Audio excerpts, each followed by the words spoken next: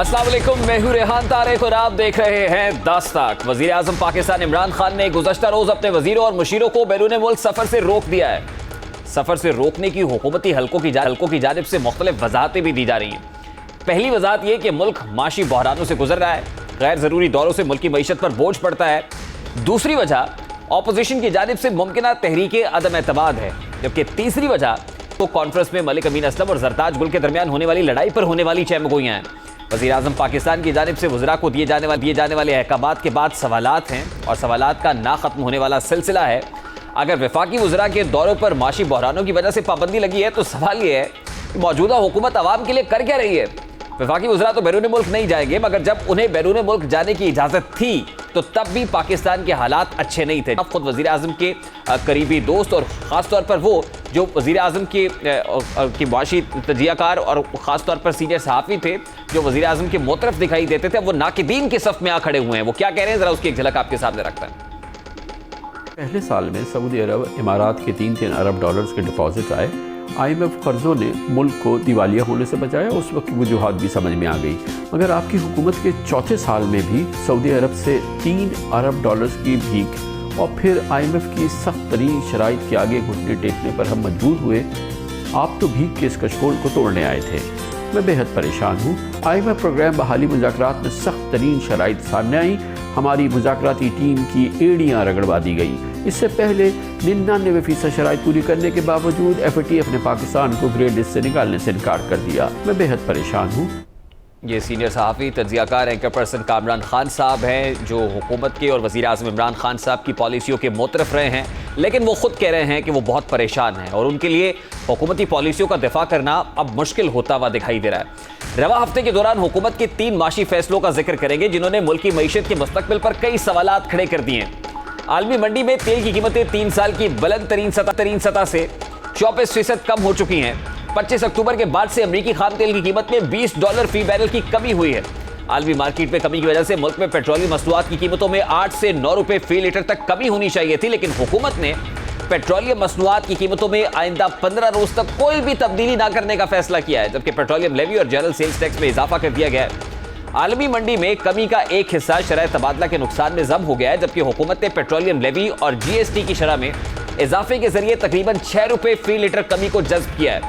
Petroleum levy में 2 रुपए और GST के इजाफे से पेट्रोल और हाई स्पीड डीजल की कीमत में 4 रुपए फी लीटर इजाफा हुआ है।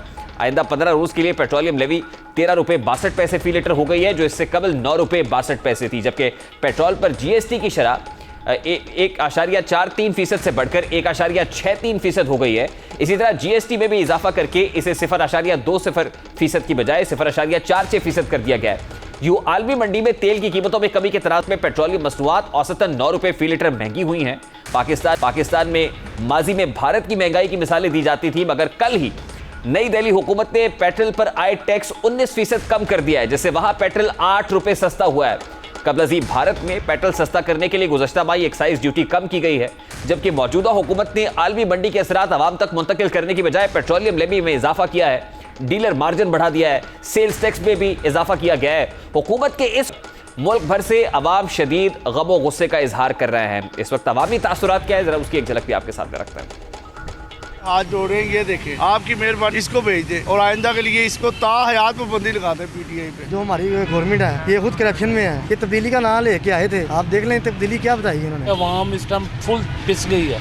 बड़े बंदे ने कहाँ से खाना है, हम किसको कहें। इमरान साहब अल्लाह जाने उनके जेल में क्या चल रहा है क्या नहीं चल रहा। वजीर आजम तो इसको तो चाहिए कुर्सी छोड़ देनी है। गरीब आदमी महंगाई हर चीज से तंग हो गया हुआ। पाकिस्तान में तो एक चीज बढ़ गई है, वो कभी भी नीचे नहीं आ सकती। हुकूमत की जाती है ना, मैं क्या कह सकता हूँ। वजीर आजम करना तो उन्होंने अपनी मर्जी है ना। गरीब बंदा है और गरीब बंदे के पास इतने पैसे नहीं होते हैं, वो कैसे मैनेज करेगा। जरूरत है हमारी तो डलवाना ही डलवाना है। क्या करें, बच्चों को पालें या तेल पूरा करें। ये अवाम का गम गुस्सा है और अवाम का गुस्सा बजा है, क्योंकि ये इजाफा एक ऐसी हुकूमत के दौर में हुआ है जो अपोजिशन में होते हुए आलमी मंडी के असरात अवाम पर मुंतकिल ना करने को करप्शन करार देती रही है। इस हवाले से खुद जब इमरान खान साहब और उनके वज़रा, उनके रफ़का अपोजिशन में थे तो क्या कहा करते थे, जरा उसकी एक झलक आपके साथ रखते हैं। इंटरनेशनली तेल की कीमत ऊपर जाती है, पाकिस्तान में डीजल और पेट्रोल ऊपर चला जाता है, लेकिन जब वो नीचे आती है तो क्या इनको कीमत नीचे नहीं करनी चाहिए? डीजल और पेट्रोल महंगा होता है, सब कुछ महंगा होता है। जो 15 रुपया है ये आपके ऊपर टैक्स लगता है, ये आपसे पैसा चोरी किया जाता है। अब बात सिर्फ तेल तक ही महदूद नहीं है, बल्कि हुकूमत ने बिजली के नर्ख 4 रुपए 74 पैसे बढ़ा दिए हैं, जिससे दिसंबर में सारिफीन को 60 अरब रुपए इजाफी अदा करना होंगे। मईशत के हवाले से हुकूमत के लिए खतरनाक तरीन खबर गुज़श्ता रोज हुकूमती इदारे यानी इदारे शुमारियात ने दी है। इदारे शुमारियात के मुताबिक नवंबर में एशियाई ज़रूरिया की कीमतों में मुसलसल इजाफा रहा है और अफराते ज़र की शरह 9.2% से बढ़कर 11.5% तक पहुंच गई है, जो कि गुज़श्ता 20 माह में सबसे ज्यादा इजाफा है। रिपोर्ट के मुताबिक गुज़श्ता माह ईंधन की कीमतों में रिकॉर्ड इजाफे की वजह से अफराते ज़र पर असर पड़ा। बड़े पैमाने पर रुपए की कदर में कमी से दरामदी महंगाई में इजाफा हुआ। शहरी मराकज में गैर गज़ाई महंगाई में साल ब साल 12% और माहाना बुनियादों पर 2% इजाफा हुआ है, जबकि देही इलाकों में बिलतरतीब 13% और 3% इजाफा हुआ है। वज़ारत ख़ज़ाना की तरफ से जारी करदा मुताबिक मुल्की मईशत महंगाई के दबाव का शिकार है और गुज़श्ता 2 माह में महंगाई में इजाफा और बराह रास्त गैर मुल्की सरमायाकारी में कमी वाक़ हुई है। लेकिन हुकूमत की जानिब से दावे किए जा रहे हैं कि मुल्क में माशी तरक्की का दौर है। दावा किया जा रहा है कि एफबीआर ने रवा माली साल 2022 के 5 माह में हदफ से 297 अरब रुपए ज्यादा 2313 अरब रुपए टैक्स जमा किया है। और आज वज़ीर आज़म इमरान खान साहब ने इस हवाले से ट्वीट की है। आज वज़ीर आज़म इमरान खान ने अपनी ट्वीट में कहा है कि माह नवंबर के दौरान वसूलियों में पिछले साल से 35%, जबकि 5 माह के दौरान 37% इजाफा हासिल करने पर एफबीआर की टीम को मुबारकबाद पेश करता हूं। सवाल यह है कि एफबीआर ने हदफ से ज्यादा टैक्स कलेक्ट कैसे किया है? रेवेन्यू बढ़ने की वजूहात क्या है? कौन से जराए से ज्यादा टैक्स वसूल किया जा रहा है? 3 गुना बढ़ते हुए कर्जों में टैक्स इजाफा क्या माने रखता है?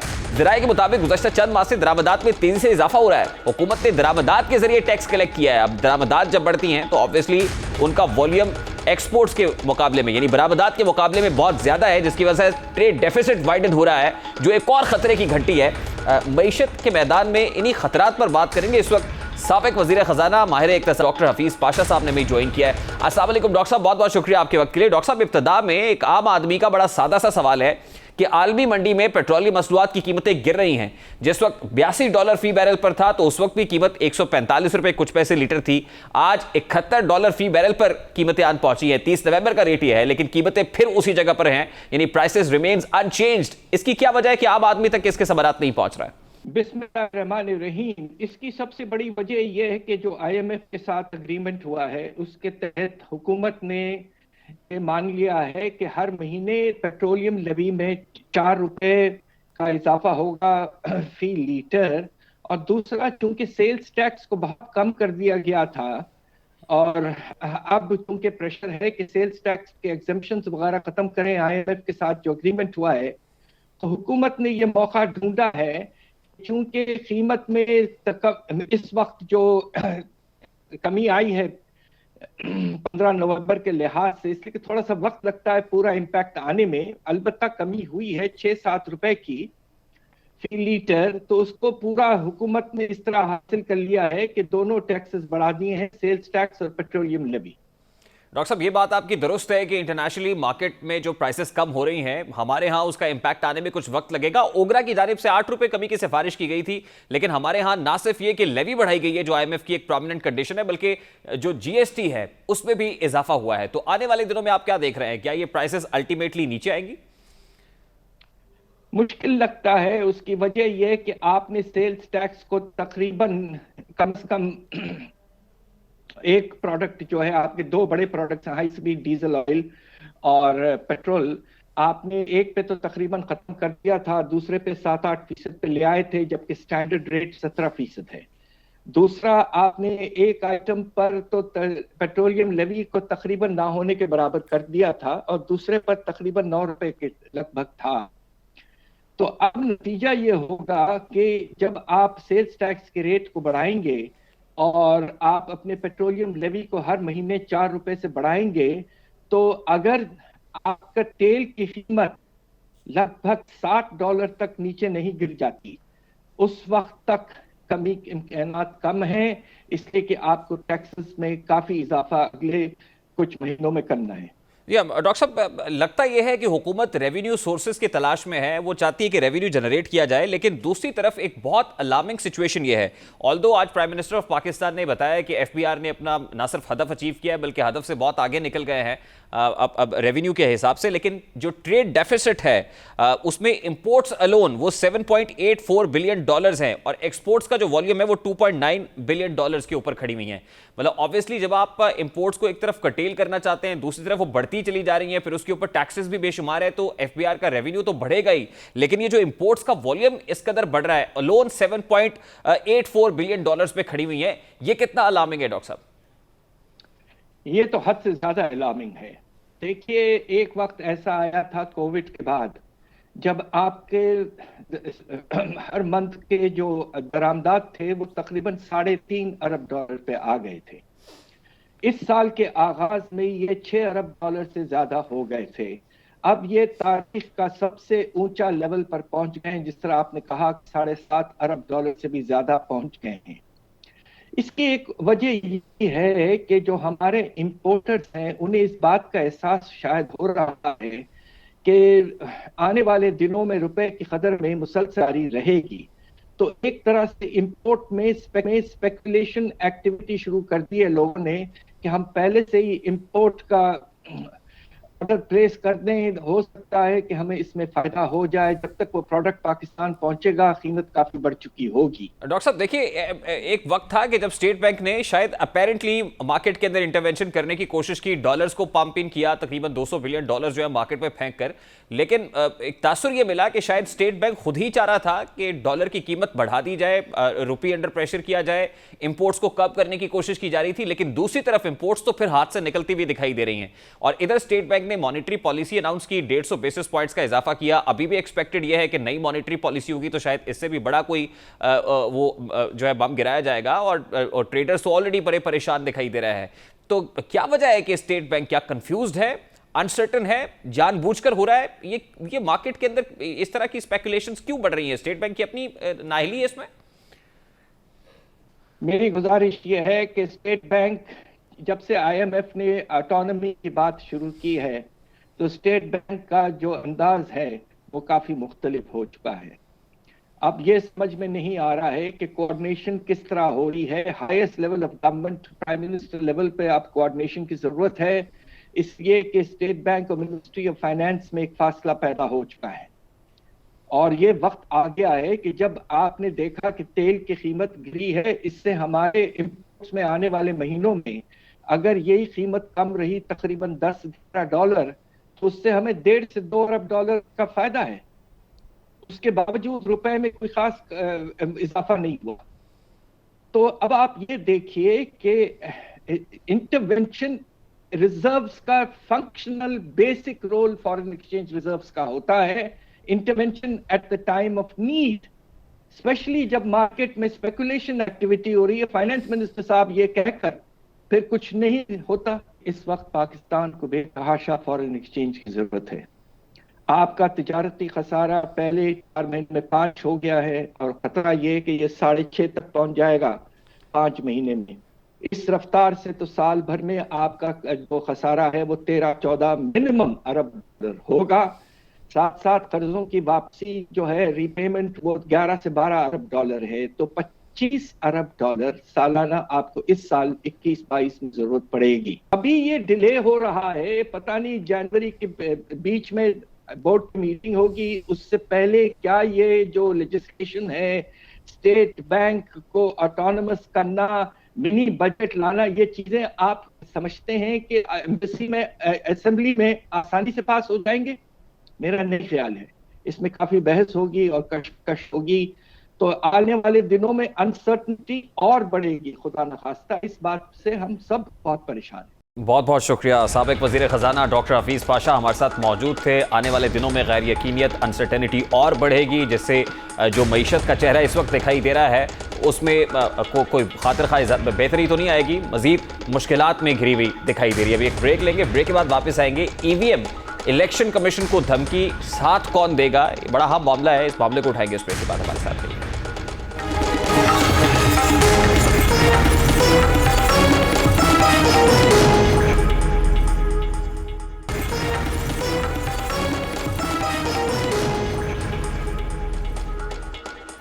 Welcome back. हुकूमत जो अपनी आईनी मुद्दत की तकमील की जानिब बढ़ रही है। आम इंतखाबात 2023 के हवाले से खदशात, तहफ़्फ़ुज़ात और सवालात में इजाफा हो रहा है। हुकूमत की ख्वाहिश है कि अगले इंतखाबात इलेक्ट्रॉनिक वोटिंग मशीन के जरिए हों, जबकि अपोजिशन EVM को इलेक्ट्रॉनिक धांधली मशीन करार देकर अपने तहफ़्फ़ुज़ात का इजहार कर रही है और कर चुकी है।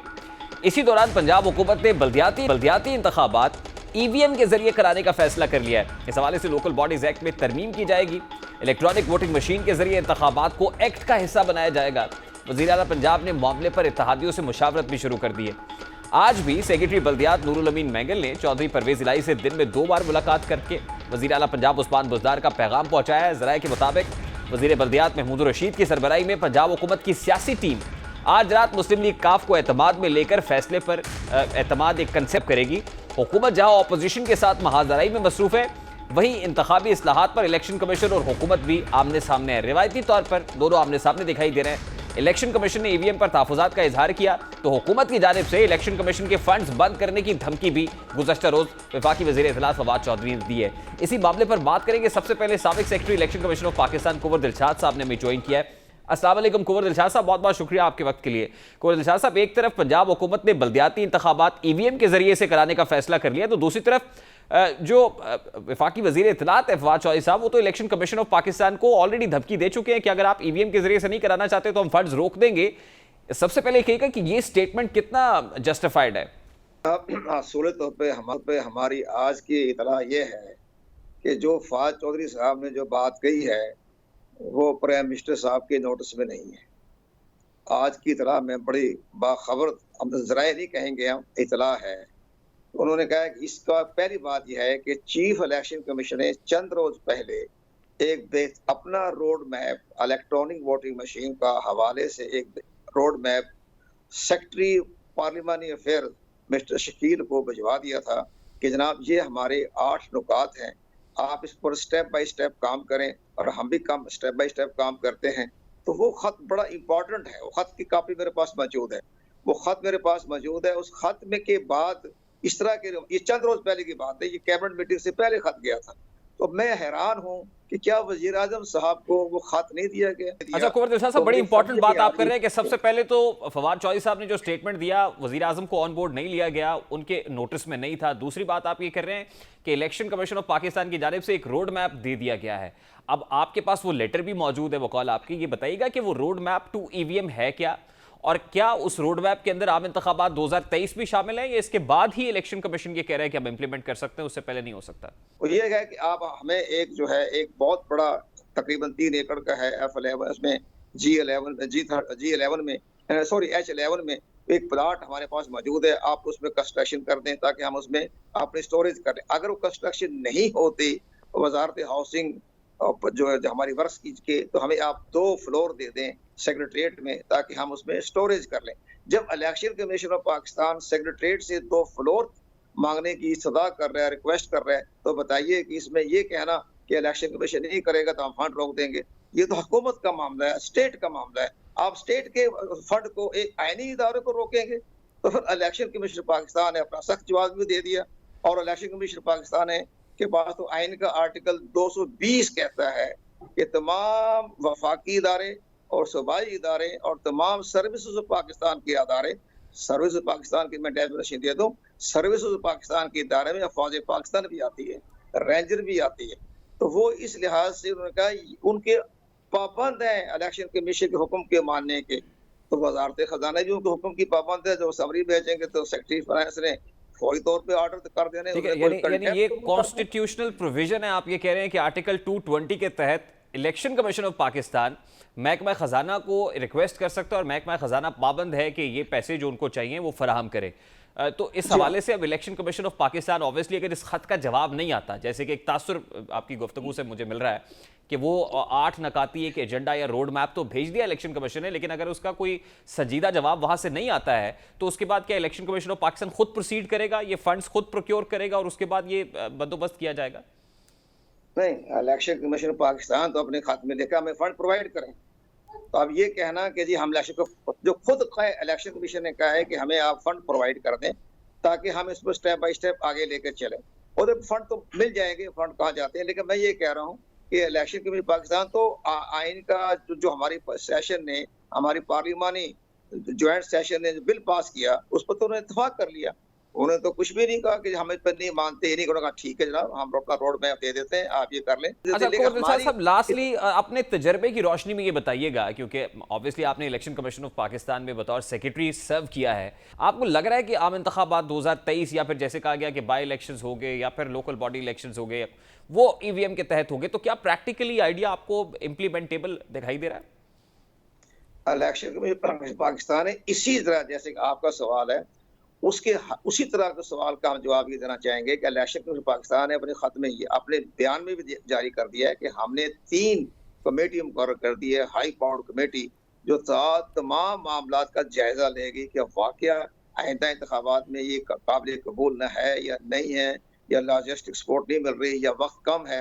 ये सारी चीजें इलेक्शन कमीशन पाकिस्तान ने अपनी 3 कमेटी बनाई है, बड़ी हाई पावर्ड कमेटी, उसका आज भी इजलास हो रहा है, राउंड दी क्लॉक काम हो रहा है उसके ऊपर। उनका हमें वो 4 हफ्ते में रिपोर्ट पेश कर देंगे और उसकी रोशनी में हम आगे बढ़ेंगे। मीनवाइल हमने हुकूमत को अपनी कंसेंट दे दी है कि जनाब ये हम अपना काम कर रहे हैं और जो रिक्वायरमेंट चैलेंज आ रहे हैं ये आप हल कर दें। बहुत बहुत शुक्रिया। साबिक secretary election commission of Pakistan हमारे साथ मौजूद थे। इस वक्त पाकिस्तान तहरीक इंसाफ के रहनुमा जमशेद इकबाल चीमा साहब ने भी ज्वाइन किया है। अस्सलाम वालेकुम चीमा साहब, बहुत बहुत शुक्रिया आपके वक्त के लिए। चीमा साहब, ऑल्दो आप NA 133 की इंतखाबी दौड़ से बाहर हो गए हैं, लेकिन मेरा बड़ा सादा सा सवाल आपसे ये है कि कुछ वीडियोज़ आ रही हैं NA 133 से, अब जिसमें लोगों को पैसे दिए जा रहे हैं और उनसे हल्फ लिया जा रहा है कि आप वोट इलेक्शन डे पर हमें ही पोल कीजिएगा, तो ये इसको प्री पोल रिगिंग कहेंगे। अब प्री पोल रिगिंग को रोकने का इलेक्ट्रॉनिक वोटिंग मशीन के पास कोई फॉर्मूला, कोई मैकेनिज्म है? क्या EVM प्री पोल रिगिंग भी रोक सकती है?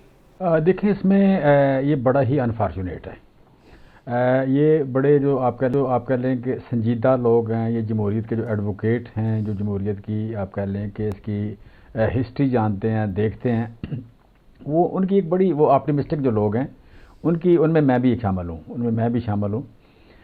वो आप कह लें कि समझते हैं कि वक्त के साथ साथ जब लोग बार बार इंतखाब करेंगे, लोगों को चुनेंगे, तो they will be able to select या इलेक्ट द बेटर पीपल। और यही जमहूरियत का रूट है, यही जमहूरियत का आप कह लें कि एक हिस्ट्री है। और इस तरह आहिस्ता जो लोगों की हुकूमत है या यू कैन से पार्टिसिपेटिव जो गवर्नेंस है वो इम्प्रूव हो जाएगी। लेकिन यहाँ पे हम अगर देखते हैं तो हमारे यहाँ फिर ये भी एक्सपेक्ट लोग करते हैं कि वक्त के साथ साथ पार्टियाँ स्ट्रांग हो जाएंगी और पैसे का अमल दखल कम हो जाएगा, और पार्टियाँ जो ब्लैकमेल नहीं होंगी किसी अनपढ़ से, जाहिल से, पैसे वाले से, वो आप कह लें ज़्यादा बेहतर जो पार्टी रैंक्स के लोग हैं, पढ़े लिखे लोग हैं, ज़्यादा ट्रांसपेरेंट उनको लेके आएंगी। लेकिन यहाँ पे हम देखते हैं 1970 का इलेक्शन देखें, फिर 77 का देख लें, 85 का देख लें, तो बदतरीन जो इंतखाबात आप कह लें कि जो गैर जमाती बुनियाद पे 1985 का हुआ, फिर काफ़ी हद तक आप कह लें मुतनाज़ इलेक्शन था 2002 का। लेकिन हम टोटल अगर इसको 77 से या 70 से देखें तो हमें आज डिटेरियोरेशन ज़्यादा नज़र आ रही है बजाय इम्प्रूवमेंट के। कि एक पार्टी ने वोट लिया 88,000, दूसरी पार्टी ने वोट लिया 5,000। हमारे अनफॉर्चुनेटली हमारे बाहर निकलने से एक मुकाबला वन साइडेड हो गया। अब जिस पार्टी ने का दावा है कि ये हमारा गढ़ है, हम हमेशा से जीतते रहे हैं, हमारा ये हल्का है, उस पार्टी को भी अगर इतना इत्मीनान नहीं है कि 88,000 और 99,000 और 5,000 का जो गैप है नहीं मिलेगा, लिहाजा हमें पैसे खर्च करने की जरूरत नहीं है। चीमा साहब, इन शॉर्ट अगर बैकग्राउंड पर पैसे डिस्ट्रीब्यूट कर रहे हैं और इस तरह से लोगों की हिमायत हासिल करने या वोट लेने की कोशिश कर रहा है, तो इसको हम प्री पोल रिगिंग कहते हैं। यानी इलेक्शन डे पर तो नहीं, लेकिन इलेक्शन से पहले आप लोगों में किसी भी तरीके से उनको अट्रैक्ट करने के लिए वो पैसा तकसीम करके या तोहफे ताइफ तकसीम करके ये करते हैं, और ये हिस्ट्री रही है। इसको पाकिस्तान तहरीक इंसाफ बदलना चाहती है। वो कहते हैं हम इलेक्ट्रॉनिक वोटिंग मशीन के जरिए से इंतखाबात में होने वाली धांधली को रोकेंगे। लेकिन ये जो प्री पोल रिगिंग है, इसको इलेक्ट्रॉनिक वोटिंग मशीन कैसे रोक सकती है? मेरा बड़ा सादा सा सवाल है चीमा साहब। देखिए, पहली बात तो ये कि आप कह लें इसे रिगिंग सिर्फ नहीं कहा जा सकता। ये तो आप कह लें कि ये तो खरीदो फरोख्त है, या ये एक माफिया वाली सोच है। ये सियासत से पैसा और पैसे से सियासत, ये पैसे से सियासत और सियासत से पैसा, ये एक विशियस साइकिल है इसको ना जमहूरियत कहा जा सकता है, ना इलेक्शन कहा जा सकता है, ना इसको रिगिंग कहा जा सकता है। It's bigger than something very bigger than the rigging के ईवीएम जो है वो वोट की सेंटिटी जो है वो उसको कवर करता है, कंट्रोल कर लेगा, लेकिन वो प्री पोल रिगिंग या even bigger than pre poll rigging वाला जो मामला है उसको वो कंट्रोल नहीं कर सकता है। वो तो इसका मतलब होता रहेगा, यानी किसी ना किसी जगह पर जो धांधली का अंसर है वो तो मौजूद रहेगा। इसका मतलब ये कि ईवीएम डज नॉट मीन कि आपकी जो इंतखाबी इस्लाहात है वो अब हो गई है आपके इलेक्टोरल सिस्टम के अंदर, अब पाक साफ शफाफ इलेक्शन हो रहा है। नहीं, ईवीएम तो इस्लाहात का एक पार्ट है। ईवीएम जो है कोई इस्लाहात का मुकम्मल पैकेज नहीं है। उसमें जो आप कह लें कि यहाँ पे इस्लाहात कोई भी हो, कानून कोई भी हो, अदालत कोई भी हो, बेसिक बात तो अमल दरामद है। अमल दरामद कराना है, अदालत ने कराना है और इलेक्शन कमीशन ने कराना है। अब इलेक्शन कमीशन जो है इस चीज़ को किस तरह रिएक्ट करता है, किस तरह यहाँ पे प्रिवेल करता है, ये बताएगा कि अगले इलेक्शन की फेट क्या देखें, फेट क्या होगी। मैंने इस इलेक्शन को रखा किस लिए, इलेक्शन कमीशन को लेकर तो आपका अपना बायस है, मुलाजम है। इलेक्शन कमीशन को लेकर तो आपका अपना बायस है और इससे लगता है कि हुकूमत इदारों के साथ सिर्फ महाजराई और तसादुम चाहती है। अब इलेक्शन कमीशन हमारी इतलात के मुताबिक उन्होंने 8 नकाती रोड मैप दे दिया है और जो आपके पार्लिमानी सेक्रेटरी साहब के पास पहुंच भी गया है, लेकिन गुज़श्ता रोज़ी वज़ीर इत्तलात ये कह देते हैं कि नहीं भाई हम तो आपके फंड रोक लेंगे। इलेक्शन कमीशन ये चाहता है कि आप इन 8 नकात के ऊपर अमल दरामद करें, हम तैयार हैं, ऑब्वियसली हमें तो प्रेपरेशन के लिए टाइम चाहिए, लेकिन हुकूमत आके उस वज़रा बयानात दाग देते हैं। लेकिन मैंने वो 8 नुकात पढ़े नहीं है, मुझे तो बड़ी खुशी है कि कुछ चीज़ों ने भेजी है। पहली बार खुदा ने इनको अकल दी है या थोड़ा सा इनको जाग आई है, 3 साल बाद जागे हैं नींद से कि कोई चीज़ इन्होंने कोई लिखा तो है, कोई एक लफ्ज़, इन्होंने एक लफ्ज़ नहीं लिखा। इन्होंने तो कोई इलेक्शन में देखें 1977 से लेकर इलेक्शन रिग हो रहे हैं, अब 3 साल हो गए, 3 साल में कोई काम नहीं किया। फिर देखें फ्रैंकली मैं आपको बताऊँ, इलेक्शन कमीशन में चीज़ें ट्रांसपेरेंट नहीं हैं और जो लोग ट्रांसपेरेंट ना हो वो टेक्नोलॉजी के रास्ते में रुकावट बने, उन पर शकूक व शुबात और बढ़ जाते हैं। हमारे शकूक व शुबात इलेक्शन कमीशन में बढ़ रहे हैं। हम इस मुल्क के स्टेक होल्डर हैं, हम सियासत में स्टेक होल्डर हैं, सबसे बड़ी पार्टी हम हैं। हमसे इलेक्शन कमीशन पूछे बगैर ये मुल्क के कानून को, यार आईनी अदारे का मैंने चार्ट डालना है, क्या बात कर रहे हो सर? ये क्या आईनी अदारा, ये क्या बात कर रहे हैं चीमा साहब? काम करे वो, उनके पास कॉन्स्टिट्यूशनल आईनी अदारा को काम करे, उनके पास कॉन्स्टिट्यूशनल प्रोविजन मौजूद है आर्टिकल 220 के तहत, वो तो फंड्स दे सकते हैं महकमा खजाना से। सर उसके पास ये प्रोविजन नहीं है कि आईने पाकिस्तान को रिजेक्ट कर दे, उसके पास ये प्रोविजन नहीं है। अगर वो ये कहता है कि मैं आईने पाकिस्तान के मुताबिक काम नहीं करूंगा तो मैंने इसका चार्ट डालना है। लेकिन इलेक्शन कमीशन ने कहा कब है? कौन? ये किस जगह पर इलेक्शन कमीशन ने कहा है कि वो रोज कहता है? देखिए ना चीमा साहब, रोज कहता है, आपकी मालूमात में हम ला रहे हैं कि इलेक्शन कमीशन ने रोड मैप दे दिया है, एक फ्रेमवर्क आपको दे दिया है कि भाई हमें ये चीजें चाहिए अगर आप इंतखाब ईवीएम के तहत कराना चाहते हैं। आपको चाहिए कि फैसिलिटेट करें बजाय इसके कि आप उनके ऊपर बयानबाजी करें। जो कुछ भी यार हम बयानबाजी नहीं कर रहे। देखें फ्रैंकली मैं आपको बताऊं, मैं बोल रहा हूं ना कुछ, ठीक है, आपको मेरी नीयत भी नज़र आ रही है, आपको मेरी, आप कह लें कि मेरा बायस भी नज़र आ रहा है, आपको मेरी सच्चाई भी नज़र आ रही है, आपको मेरी मायूसी भी नज़र आ रही है, ठीक है। आप बच्चे तो नहीं हैं, सुनने वाले कारी को भी नज़र आ रही है। अब इलेक्शन कमीशन के जो अभी तक एक्ट्स हैं रिगार्डिंग इलेक्शन इस्लाहात वो ठीक नहीं है, हम उससे मायूस हैं, हम उससे सच्ची बात है परेशान हैं। हम चाहते हैं कि हमारी हुकूमत के बाद जो पहला इलेक्शन हमारी जिम्मेदारी है हो वो ट्रांसपेरेंट हो। हम पुरानी तारीख को बदलना चाहते हैं। हर इलेक्शन के बाद धांधली का जिक्र होता है, होता कुछ नहीं। हम एक्शन ले रहे हैं, हम इनिशिएटिव कर रहे हैं, इलेक्शन कमीशन इनिशिएटिव के रास्ते में रुकावट है। इलेक्शन कमीशन हमें सजेस्ट करे कि ये करें, ये चीज करने का ये तरीका है। सर इलेक्शन कमीशन ने तो सजेस्ट कर दिया, क्या पाकिस्तान तहरीक इंसाफ हुकूमत खुद इलेक्शन कमीशन बनना चाहती है, खुद इंतखाब कराना चाहते हैं, खुद ईवीएम मशीनें डिप्लॉय करके चाहते हैं कि वोटर से वोट लें, फिर आपको तसल्ली होगी? नहीं, क्वेश्चन ये है, देखें मैंने मशीन दी है किसी को लेके, अच्छा मैं आप लाउड स्पीकर की बात कर लें, आप ये DSNG आपने भेजी है, आपके पास वहाँ पे इक्विपमेंट होगा, इक्विपमेंट आपके पास ही है ना, आपके मीडिया के पास इक्विपमेंट है, खरीद के मैंने दिया है, तो उसमें मेरा तो कोई कंट्रोल नहीं है। उसमें गलत है तो आप दोबारा कह दें कि ये इस तरह का होना चाहिए, ये उससे बेहतर बनवा लें। देखिए इमरान खान ने ये मशीनें नहीं बनाई, ना आरफ अलवी ने बनवाई हैं, ना स्पीकर ने बनाई हैं, ये किसने बनाई है? यानी इस मशीन किसी एक्सपर्ट ने बनाई है, इस मशीन पर भी आपको एतबार बेहतर ये बनवा लें हमें। यानी वो मशीन जब उसके तहत election commission of Pakistan election कराएगा तो उसको भी आप मानेंगे नहीं, इसका मतलब ये है? मानेंगे, क्यों नहीं मानेंगे, क्यों नहीं मानेंगे, यही तो कह रहे हैं। आप ये कह रहे हैं कि मशीन बना के जब उन्हें किसी को दे दी तो उसमें वो जो मर्जी कर ले? नहीं, मैं कहता हूँ कि हमारे कंट्रोल में नहीं है, कंट्रोल उन्हीं के में होगी। जिस तरह वोटर की पर्ची लेके जाते हैं, जिस तरह वोट लेके जाते हैं, जिस तरह बैलेट बॉक्स लेके जाते हैं, वो पहले खाली होता है, ये गारंटी वो करते हैं। जिस तरह फॉर्म 45 भर के वो साइन करते हैं, वो उन्हीं के पास होता है। उसी तरह ही आपने एक मशीन लेके जाना है, उस मशीन का कब्जा आपके पास है, पोजेशन आपके पास है, उसकी सेंटिटी या उसकी जेन्युइनिटी, जो जेन्युइननेस है, आखिरी देखने वाले बंदे आप हैं। लिहाजा ना अपोजिशन को से डरना चाहिए, ना हमें डरना चाहिए। कि बस अब बॉटम लाइन ये है कि हमें शुरुआत आपके भी हैं, शुकूक व शुबात ऑपोजिशन के भी हैं, फिर शुकूक व शुबात इलेक्शन कमीशन ऑफ पाकिस्तान के भी हैं। इसका मतलब है साफ शफाफ इंतखाबात ना तो हो सकते और ना ही वो नताइज जो आएंगे इन इंतखाबात से वो किसी को फिर काबिल कबूल होंगे। एक बार फिर पाकिस्तान की हिस्ट्री के अंदर धांधली का शोर तो उठेगा। देखें, मैं इसमें धांधली का शोर नया तो है नहीं, ये कम होगा। ये तो नहीं हो सकता कि बिलावल साहब अचानक ठीक हो जाएं या मरियम बीबी जो है किसी इलेक्शन को मान ले, लेकिन मुआशरा कहेगा कि अब धांधली नहीं हुई। ये मुआशरा ये कहेगा जब आप इस्लाहात करके चलेंगे।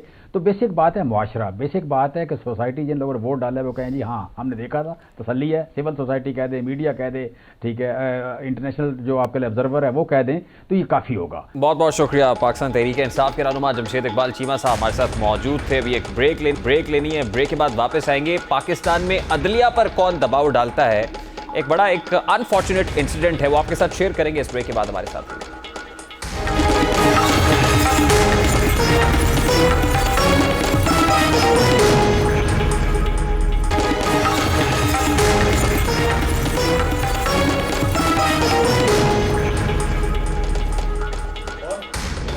Welcome back after the break viewers. तारीख गवाह है कि जिन माशरों में इंसाफ खत्म हुआ वो मिट गए। हजरत अली का कौल है कि कुफर का निज़ाम तो कायम रह सकता है मगर नाइंसाफी का निज़ाम नहीं चल सकता है। अजीम चीनी फिलोसोफर कन्फ्यूशियस से किसी ने पूछा कि अगर एक कौम के पास तीन चीज़ें इंसाफ, मईशत और दिफा हों और किसी मजबूरी की वजह से किसी चीज़ को तर्क करना पड़े तो किस चीज़ को तर्क किया जाए। कन्फ्यूशियस ने जवाब दिया, दिफा को तर्क कर दो। सवाल करने वाले ने फिर पूछा कि अगर बाकी मानदा चीज़ों यानी इंसाफ और मईशत में से किसी एक को तर्क करना लाजिम हो जाए तो क्या किया जाए। कन्फ्यूशियस ने जवाब दिया, मईशत को छोड़ दो। इस पर सवाल करने वाले ने हैरत से कहा कि मईशत और दिफा को तर्क किया तो कौम भूखों मर जाएगी और दुश्मन हमला कर देंगे। तब कन्फ्यूशियस ने जवाब दिया, नहीं ऐसा नहीं होगा, बल्कि ऐसा होगा कि इंसाफ की वजह से उस कौम को अपनी हुकूमत पर एतमाद होगा और लोग मईशत और दिफा का हल इस तरह निकालेंगे कि पेट पर पत्थर बांधकर दुश्मन का रास्ता रोक लेंगे। इस वक्त पाकिस्तान में अदलिया 130 ममालिक की फहरिस्त में 126वें नंबर पर है, जबकि आज़ाद अदलिया की फहरिस्त में पाकिस्तान का नंबर 128 ममालिक में 120वें नंबर पर है। बात यहाँ तक महदूद नहीं है, बल्कि law and justice commission of Pakistan के मुताबिक तकरीबन 19 लाख मुकदमे मुख्तलिफ अदालतों में फैसलों के मुंतज़िर हैं। इनमें कई मुकदमात ऐसे हैं जो तकरीबन 25 साल से फैसलों का इंतजार कर रहे हैं। इसी तरह 5 हाई कोर्ट्स में 2,93,947 मुकदमात और सुप्रीम कोर्ट में 38,539, जबकि निचली अदालतों में तकरीबन 16 लाख से जायद मुकदमात सालों से ज़ेर इल्तवा हैं। सवाल यह है कि पाकिस्तान में इंसाफ की फराहमी में पाकिस्तान इस कदर नीचे क्यों है? अदलिया पर किन अनासर का दबाव होता है? मुकदमात के फैसले में ताखीर की वजूहात क्या होती हैं? अवाम पर अदलिया का एतमाद आखिर बहाल कैसे होगा? अदलिया को दबाव से कैसे आज़ाद कराया जा सकता है? ताकतवर अफराद के खिलाफ फैसलों में आखिर रुकावट कौन डालता है? गुज़श्ते दिनों महकमा आबपाशी के एक मुलाजिम की दरखास्त पर मंडी बहाउद्दीन की कंज्यूमर कोर्ट में एक मुकदमा सुना गया। दर्जा चहारुम के मुलाजिम ने मौक़िफ़ अपनाया कि मुझे एक सरकारी क्वार्टर अलॉट हुआ था, मेरे क्वार्टर की अलॉटमेंट डिप्टी कमिश्नर ने मनसूख की थी। सीनियर डिस्ट्रिक्ट एंड सेशन जज राव अब्दुल जब्बार खान पर मुश्तमिल कंज्यूमर कोर्ट ने डीसी को नोटिस जारी करके तलब किया तो उन्होंने खुद पेश होने की बजाय दूसरे अफसर को भेजा जिसने अदालत के सवालात करने पर गलत जवाबात दिए, जिस पर अदालत ने उसके खिलाफ ज़ेर दफ़ा 288 PPC के तहत डिप्टी कमिश्नर मंडी बहाउद्दीन तारिक अली बसरा और असिस्टेंट कमिश्नर मिर्जा इम्तियाज़ बेग को 3 माह कैद की सज़ा का हुक्म सुना दिया।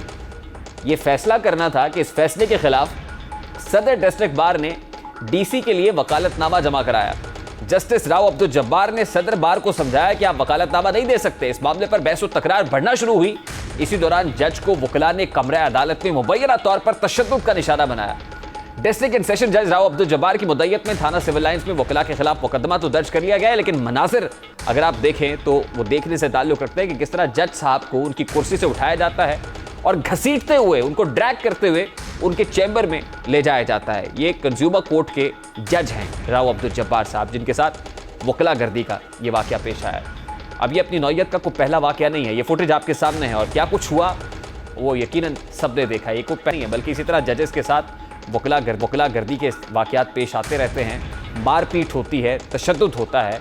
यानी अदलिया के अपने अंदर से वो कुछ काली भेड़ें ऐसी हैं जो अदलिया पर प्रेशर डालने की कोशिश करते हैं, दबाव डालने की कोशिश करते हैं। इंसाफ के तकाजे तो ये है कि खुद मुनसिफ जो है उसको कम से कम इंसाफ मिलना चाहिए और उसको वो प्रोटेक्शन होनी चाहिए कि वो इंसाफ ठीक तरीके से कर सके। अब एक ब्रेक लेंगे और ब्रेक के बाद जब वापस आएंगे सवाल उठाएंगे कि क्या वाकई रियासत माँ जैसी होती है। ब्रेक के बाद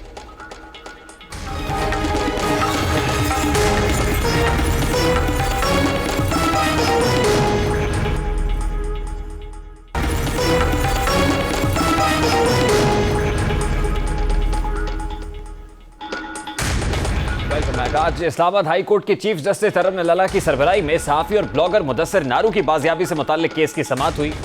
दौरान समाअत वफाकी वजीर बराए इंसानी हुकूक शीरी मजारी और सेक्रेटरी दाखिला यूसुफ नसीम खोखर अदालत में पेश हुए, जबकि दरखास्त गुजार की जानिब से उस्मान बड़ाइच एडवोकेट पेश हुए। ताहम ईमान मजारी बीमारी के बाइस पेश नहीं हो सकी। चीफ जस्टिस ने वफाकी वजीर को मुखातिब करते हुए कहा कि शीरी मजारी साहिबा आपको इसलिए जहमत दी है कि रियासत नजर नहीं आ रही।